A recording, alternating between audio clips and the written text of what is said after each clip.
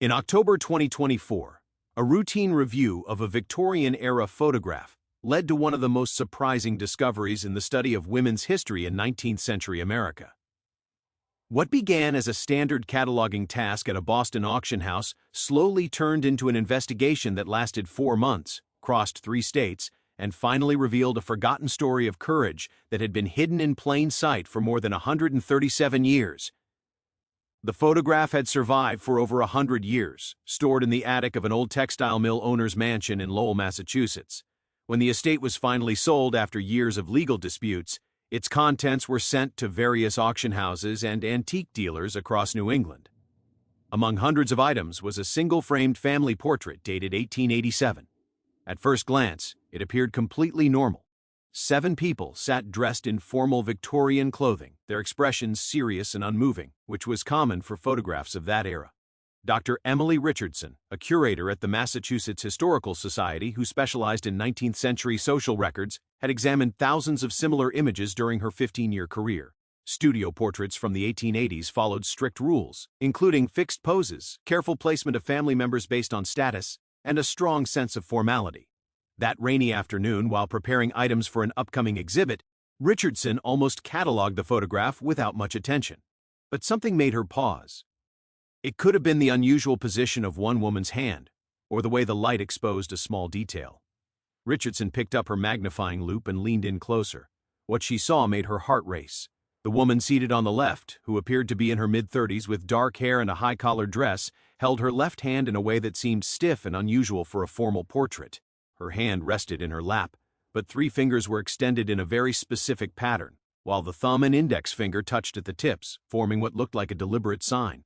Richardson stopped cold. In all her years studying Victorian photography, she had never seen such a gesture in a formal family portrait. These photographs were carefully staged and expensive, and every detail mattered. Nothing was done by accident. If the hand was placed that way, it meant something. It was a message intentionally captured and left behind, waiting to be noticed. Richardson spent the rest of the afternoon documenting every detail of the image. The back of the frame offered the first clues.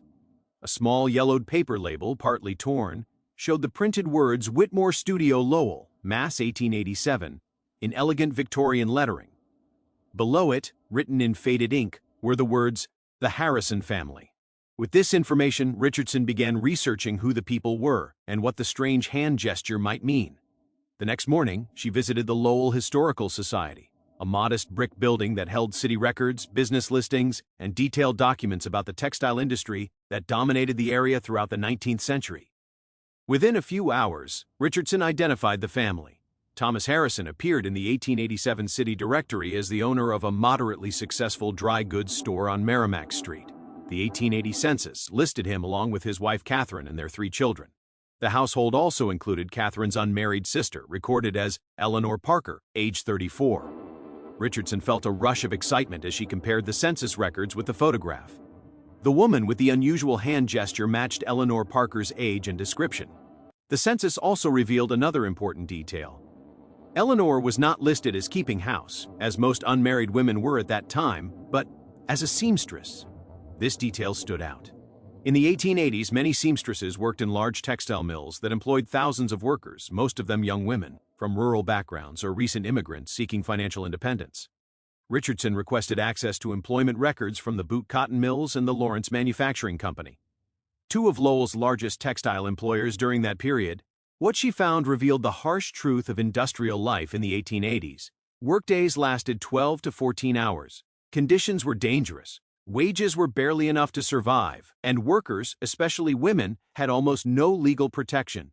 Injuries were common, illness spread quickly, and anyone who complained about conditions risked being fired on the spot. Yet, Eleanor Parker's name did not appear in the mill records. Instead, Richardson uncovered something far more remarkable.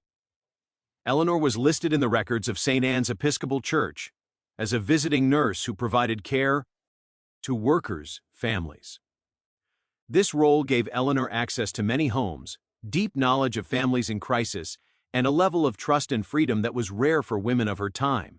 The clues were beginning to come together, but Richardson still did not fully understand the meaning of the hand gesture. Her biggest breakthrough came from a place she never expected. While researching women's organizations and charity groups from the Victorian era, Richardson found a short reference in an academic article about women's reform movements in industrial cities. The article, published in 1998, briefly mentioned that some women's aid groups in the 1880s had developed secret signaling systems. These signals allowed them to identify safe houses and trusted allies without attracting attention from hostile officials or abusive family members. The article pointed to a collection of personal letters kept at the Schlesinger Library at Harvard University.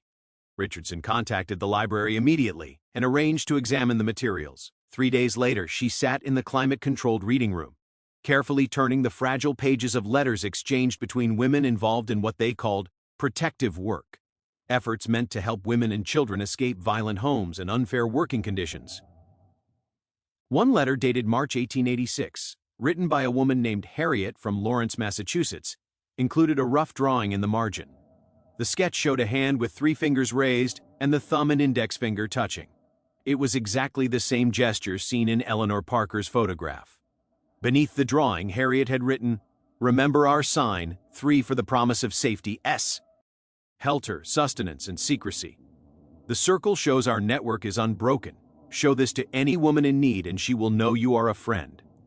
Richardson leaned back in her chair, her mind racing. This was not a random pose or an odd mistake captured by the camera. Eleanor Parker had deliberately placed a coded message inside her family portrait. It was a signal that marked her as part of a hidden network dedicated to protecting vulnerable women and children. The fact that she managed to include this symbol in a formal family photograph, taken in a professional studio and paid for by her brother-in-law, was both daring and clever. But it also raised a troubling question. Why would she take such a risk? Family portraits were expensive and deeply valued. They were often displayed openly in homes and seen by guests. If the wrong person recognized the gesture, Eleanor could face serious consequences. Victorian society strongly disapproved of women who challenged traditional family roles or helped wives leave their husbands. Whatever the reason, Richardson knew she needed to learn much more about Eleanor Parker, who she was, how she became involved in this work, and what dangers she faced. She returned to Lowell and began searching for personal records to build a clearer picture of Eleanor's life and motivations. Church records, property files, newspaper archives, and court documents slowly revealed her story. Eleanor Parker was born in 1853 in rural New Hampshire, the youngest of 5 children in a farming family. At the age of 19, she married a man named David, but records from the Hillsborough County Courthouse showed the marriage ended after only 18 months. The note in the record was brief but revealing: petition for separation granted due to cruel treatment. In the 1870s, divorce or separation was rare and carried heavy social shame. The fact that Eleanor succeeded suggested the abuse had been serious and clearly proven. This experience likely shaped her commitment to helping other women in similar situations. After the separation, Eleanor moved to Lowell to live with her sister Catherine and her brother-in-law Thomas. There, she trained as a nurse through a program run by St. Anne's Episcopal Church, part of a growing effort to provide basic medical care to factory workers and their families. By 1880, Eleanor was making regular visits to tenements and boarding houses throughout the Mill District. Richardson found references to her in church meeting notes and local newspaper articles from the 1880s. She was described as being devoted to charity work among the deserving poor and was praised for her Christian service to suffering families. But by reading closely and comparing many sources, Richardson began to see that these public roles likely hid more controversial efforts. Eleanor was helping women and children escape violent homes and exploitative employers. Her role as a visiting nurse provided perfect cover. In the 1880s, nurses routinely entered working-class neighborhoods, immigrant tenements, and mill boarding houses to offer basic care to families who could not afford doctors. This gave Eleanor access to the most vulnerable people: families struggling with illness, injury, job loss, and the harsh realities of industrial life. She witnessed the physical damage caused by 12-hour shifts in dangerous factories. She saw children working in mills instead of going to school. She met women trapped in marriages where physical abuse was considered a private matter beyond the reach of the law. Richardson noticed that Eleanor's nursing visits often lasted longer than medically necessary, and that she returned to the same homes again and again. These patterns suggested something more than routine medical care. She was building relationships, earning trust, and quietly offering help to women who had no safe alternatives. With Eleanor Parker's name and the meaning of the hand gesture now understood, Richardson expanded her research beyond Lowell. She contacted archives, historical societies, and university libraries across Massachusetts, Rhode Island, and New Hampshire, asking them to search for photographs from the 1880s and 1890s that showed the same gesture or similar versions. Responses began arriving within weeks, and they were striking. A small museum in Providence held a cabinet card photograph from 1889 showing three women at a church gathering, one of them subtly displaying the same three-finger sign. The New Hampshire Historical Society uncovered a family portrait from 1891 in which an elderly woman's hand formed a nearly identical gesture. The American Textile History Museum in Lowell held a photograph from 1888 showing workers standing outside a mill. When Richardson examined it closely, she noticed two women in the back row holding their hands in the now familiar pattern. Each new discovery led to more questions and deeper investigation. Richardson began creating a database of these women, recording their names, locations, occupations, and family connections. A clear pattern soon emerged, one that was both powerful and troubling. Almost all of the women were connected to industrial labor in some way, working as seamstresses, mill workers, domestic servants, or laborers. Many were unmarried, widowed, or like Eleanor, separated from their husbands. They lived in towns and cities across New England, where textile mills and related industries employed large numbers of working-class women and children.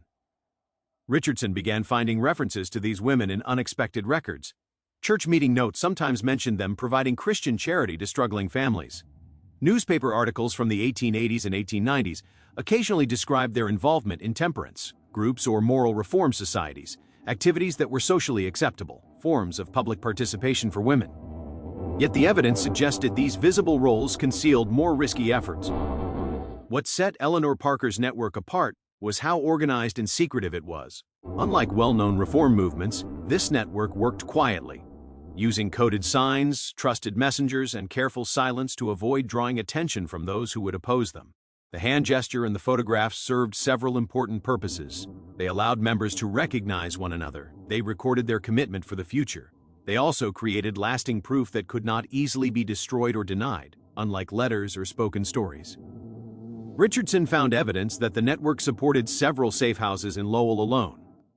These were simple homes and apartments, where women and children could stay for short periods, while longer-term plans were arranged. The locations changed often to avoid discovery, and they were supported through small donations, volunteer efforts, and the personal resources of women devoted to the cause. As Richardson's research continued, she began to understand the clever and careful ways Eleanor and her allies worked under the close watch of a society that would have strongly condemned their actions. The most remarkable part was how they hid their work inside respected Victorian institutions, such as church groups, sewing circles, and charity organizations that no one thought to question closely. Eleanor's place within her sister's household also gave her protection. As an unmarried woman living with family, she was expected to help at home and was technically under her brother-in-law's authority. Thomas Harrison, Richardson learned from business records and personal letters, was a progressive shop owner who supported temperance reform and believed in better education for working-class children. While there was no clear proof that he knew the full scope of Eleanor's activities, he clearly allowed her considerable freedom to carry out her nursing and charity work. The timing of the 1887 family portrait proved especially important. Richardson discovered it was taken just 3 months after a deadly fire at one of Lowell's textile mills that killed 7 workers, including 3 young women. The tragedy sparked public anger and calls for stronger safety laws. But little real change followed. After the fire, Eleanor and others in her network increased their efforts, helping victims' families and assisting workers who wanted to leave the mills for safer employment. Richardson realized the photograph was Eleanor's quiet act of resistance and record-keeping. Unable to speak openly about her work or publicly defend the women she helped, Eleanor found a way to leave behind lasting proof of her commitment. The hand gesture became her signature, her message captured in a moment meant to survive long after she was gone. Richardson discovered that other women in the network had done the same, placing the coded sign into family portraits, wedding photographs, and even funeral cards. It appeared they understood. Their work might be forgotten or ignored by history, and they wanted to leave evidence of who they truly were and what they had done. The risk Eleanor took by including the gesture in such a public and permanent way became clearer as Richardson uncovered records of opposition to women's reform efforts. Newspaper editorials from the 1880s criticized women who interfered in family matters and encouraged wives to leave their husbands. Court documents revealed cases in which women who helped others escape abusive marriages were sued or accused of breaking families apart. The social and legal dangers were serious. To fully understand the size and influence of Eleanor's network, Richardson needed to look beyond photographs and official records. She began searching for personal accounts, diaries, letters, and oral histories that could reveal the real lives behind the secret gestures and hidden safe houses. This search eventually led her to descendants of women who had been helped by Eleanor and her network in the late 19th century. Using family research and help from local historical societies, Richardson identified several families connected to Lowell's Mill District. At first, many were hesitant to tell about their family histories, especially stories involving abuse or social shame, but after Richardson explained her research and showed them Eleanor Parker's photograph, some began sharing stories passed down quietly through generations, often spoken only in private moments or near the end of life. One woman, a retired teacher named Patricia, shared her great-great-grandmother's diary from 1889. It belonged to a mill worker named Anne, who had come to Lowell from rural Maine at 16 to work in the textile mills. The diary described exhausting labor, constant tiredness, and wages that barely covered rent and food. It also included a short and mysterious entry from November 1889, "Met the nurse with kind eyes today. She asked about my cough but seemed to notice more. She made the sign 3 in a circle and said she had friends if I ever needed help."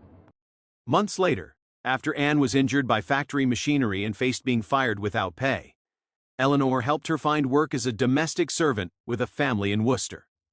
This move took Anne far from the mills and away from supervisors who had been pressuring her for improper favors. Anne later married, had children, and lived to the age of 73, a long life compared to many mill workers who died young from accidents, illness, or exhaustion. Another descendant shared letters that mentioned a safe house on Adams Street in Lowell where women could stay when life at home became unbearable. The letters never explained exactly what happened there, but they named Eleanor and praised her care and discretion. Richardson traced the address and found it had been owned by a widow named Mrs. Whitman, who rented rooms to boarders. City records showed she rarely had long-term tenants, suggesting the house was used for temporary shelter. These personal stories showed how Eleanor's work operated in real life. Women and children were given immediate shelter, basic needs, and help finding long-term solutions, including new jobs, housing in other cities, and sometimes legal help in extreme situations. The network depended on trust, silence, and the willingness of many women to give whatever they could. Richardson also uncovered the personal costs paid by Eleanor and others involved. Victorian society had strict expectations for women, especially unmarried women who relied on family support. Challenging those expectations, even for good reasons, was dangerous. In 1892, 5 years after the family portrait, Eleanor Parker appeared in Lowell court records under troubling circumstances. A man named Robert sued her for interfering in his household after she helped his wife and 2 children leave and move to Providence. In his testimony, Robert claimed Eleanor had turned his wife against him and destroyed his family without reason. Eleanor's statement, carefully recorded by the court clerk, described bruises she had seen during nursing visits, frightened children, and a woman who feared her husband would eventually kill her. The judge dismissed the case, stating that Eleanor had acted responsibly as a visiting nurse concerned for her patient's safety. Still, the case was reported in local newspapers, and the attention caused harm. Some church members questioned whether her work was appropriate for an unmarried woman, and pressure was placed on Thomas Harrison to more closely control his sister-in-law's actions. Richardson found evidence that the lawsuit and its aftermath forced Eleanor to become even more cautious. After 1892, her name appeared far less often in public records and church documents. Officially, she seemed to step back from visible charity work. But when Richardson compared multiple sources, it became clear that Eleanor had not stopped. She had simply learned how to remain hidden. The personal cost showed in other ways as well. Eleanor never remarried and never had children.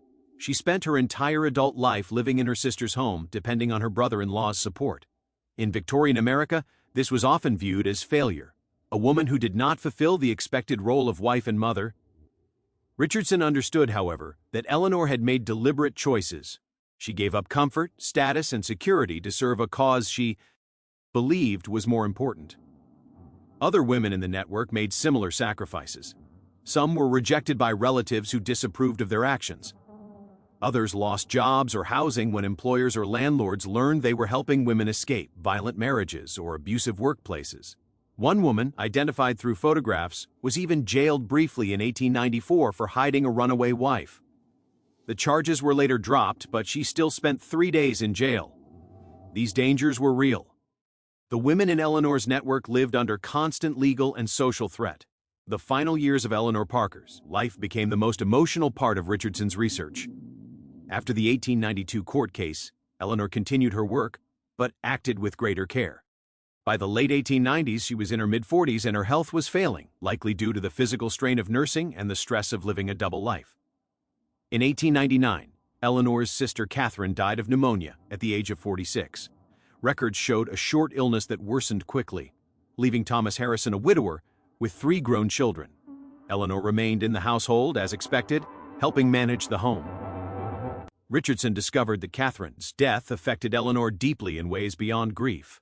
Among Catherine's belongings found during the estate sale that uncovered the 1887 photograph were several letters Eleanor had written to her sister. Carefully saved, these letters revealed that Catherine had known about Eleanor's secret work all along and had quietly supported it.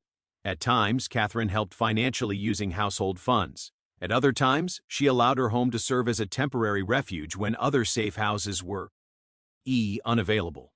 She always protected Eleanor's secrecy. One letter from 1891 was especially revealing. Eleanor wrote, "Dear sister, I know the risks I take reflect upon your household and your children.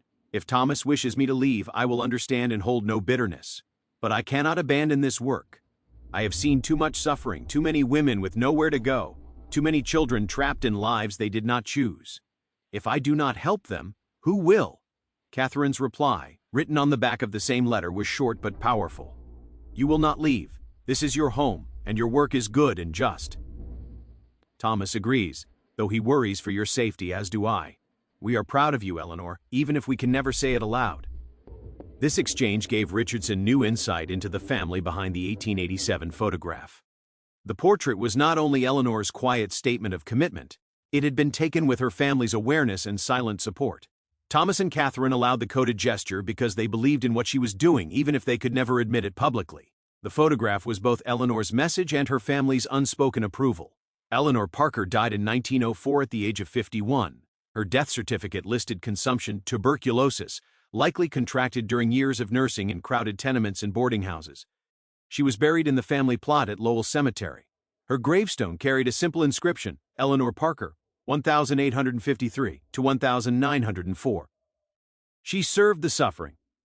In February 2025, 4 months after uncovering the photograph, Dr. Emily Richardson presented her findings publicly at the Massachusetts Historical Society. More than 200 people attended, including historians, genealogists, descendants of Lowell mill workers, and members of the public drawn to Eleanor's story and her hidden network. Richardson displayed the original photograph along with dozens of others showing the same coded hand gesture. She shared letters, court records, and personal accounts that revealed the size and impact of the network. She told the stories of women who had been helped, Anne who escaped the mills, the mother and children who fled to Providence, and countless others whose names were lost but whose lives were changed by women like Eleanor Parker. The presentation quickly drew attention beyond academic circles. Local newspapers covered the story first, followed soon by national media outlets. Descendants of mill workers began coming forward with their own family histories. Some learned that their great-great-grandmothers had been part of Eleanor's network or had received help from it. Others discovered old family photographs showing the same hand gesture, adding to the growing evidence of how widespread the network had been. The city of Lowell, long known for honoring its industrial past and the famous mill girls of earlier years, began planning a new exhibition focused on Eleanor Parker and the Women's Protective Network. The exhibit was meant to honor not only Eleanor, but all the women, mostly working class and often forgotten, who risked their safety and reputations to help others. Richardson continued her research, extending it to other industrial cities across New England and beyond. She found signs of similar networks in Pennsylvania coal towns, New York garment districts, and Midwestern factory cities. The same hand gesture appeared in photographs from the 1880s into the early 1900s, showing that this quiet system of communication had been far more common than historians once believed. The 1887 Harrison family portrait, once forgotten in an attic, now hung in the permanent collection of the Massachusetts Historical Society. Visitors stopped to study Eleanor Parker's carefully placed hand, to read about her life, and to think about her decision to leave such a lasting public record despite the danger. For Richardson, the work became more than academic research. It revealed a hidden chapter of women's history, a story of courage, cooperation, and quiet resistance that challenged common ideas about Victorian women and obedience. Eleanor Parker and the women in her network did not wait for laws to change or for society to protect them. They created their own systems of help and survival, working in secrecy but leaving signs behind. The hand gesture in the photograph, once ignored, had finally been noticed and understood. And with that recognition, Eleanor Parker's message, preserved in light and silver for 137 years, was finally heard